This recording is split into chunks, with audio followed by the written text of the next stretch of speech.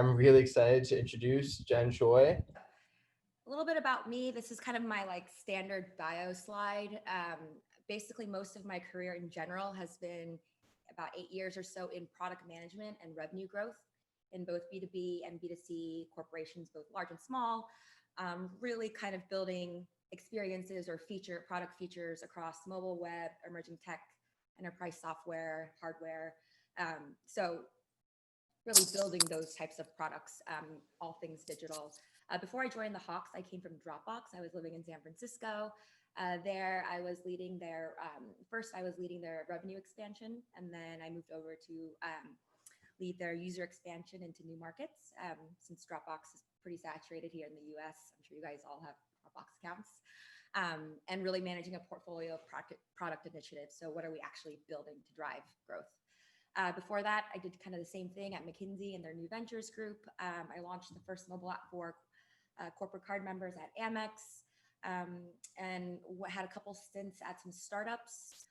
Again, all kind of leading product and revenue.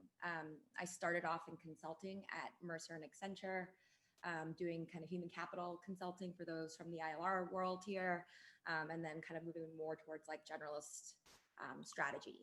I'm from Chicago originally. I am a huge, huge Cubs and Bears fan. We lost, unfortunately, yesterday. Basketball wise, I know I work for the Hawks, so like by default, I'm a Hawks fan, but I actually like players more. I grew up in the Jordan era, so I'll always have like a place in my heart for like the 90s Bulls, but I think the NBA being more of a player-driven league, that's kind of where my allegiances go. And as Zach mentioned, I got my BS in ILR from Cornell. I just kind of wanted to share some like learnings or musings as I wrapped up my first year or so in the industry.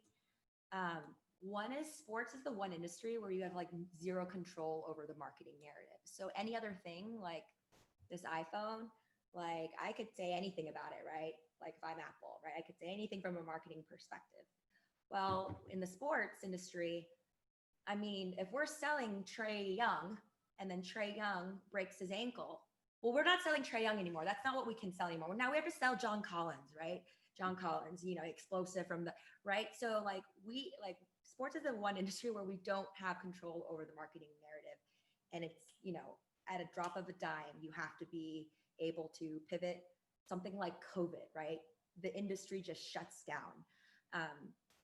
Everything changed, right?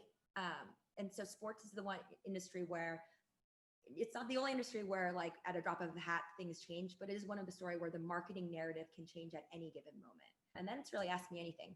What kind of made you jump from consulting and like more traditional, I guess, firms to the sports industry? And what are some differences you're noticing between like the two industries? Yeah, well, like I'm a huge sports fan. Like again, I'm from Chicago. A lot of Midwest, like in the Midwest, I think we have like a really deep appreciation for sports. It's like and for me, it was kind of like, this opportunity I just saw, right?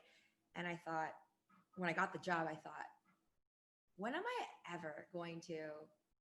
I have my entire life to make a lot of money, and and I'll be honest with you guys, I took a 66% salary cut from my cushy job at Dropbox, leading a team of product managers, to this job in sports. But honestly, it was okay because Atlanta market is way less expensive.